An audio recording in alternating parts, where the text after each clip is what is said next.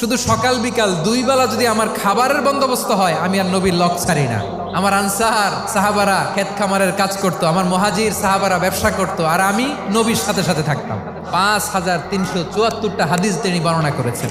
সবচেয়ে বেশি হাদিস বর্ণনাকারী সাহাবী আবু হুরায়রা রাদিয়াল্লাহু তাআলা আনহু। বিড়ালের বাবা কি করতেন? খালি হাদিস মুখস্থ করতেন। হাদিস প্রিজার্ভেশনের কাজে বিশ্বনবী ওনাকে কাজে লাগিয়েছেন। উনি একদিন বলেন, ইয়া রাসূলুল্লাহ আসমাউ মিনকা কাসীরান ফালা আহফাজু। নবী, অনেক কথা শুনি, আমার মনে থাকে না। বিষ্ণু বললেন, তাই তোমার চাদরটা বিছাও। আবু হুরায়রা বিছালেন। বিশ্বনবী হাত বুলায় দিলেন। এরপরে অনেক হাদিস বর্ণনা করলেন। আবু হুরায়রা বলে, তারপর থেকে বিশ্বনবী যাই বর্ণনা করে আমি শুনি আর একটাও বলি না। এখন সুবহানাল্লাহ। বিশ্বনবী ওনাকে নবীর এই যে লক্ষ হাদিস প্রিজার্ভেশনের এই দায়িত্ব দিয়েছেন সাইয়েদনা আবু হুরায়রা রাদিয়াল্লাহু তাআলা আনহু। আপনারা কি খেয়াল করেছেন কত বড় চৌকস ট্যালেন্ট হান্টার ছিল আমার নবী? এক একজনের এক এক ট্যালেন্ট, এক একজনকে এক এক দায়িত্ব দিয়েছেন, এক একজনের প্রতিভাকে এক একভাবে বিকশিত হওয়ার সুযোগ দিয়েছেন। আওয়াজ করে বলেন ঠিক কি না?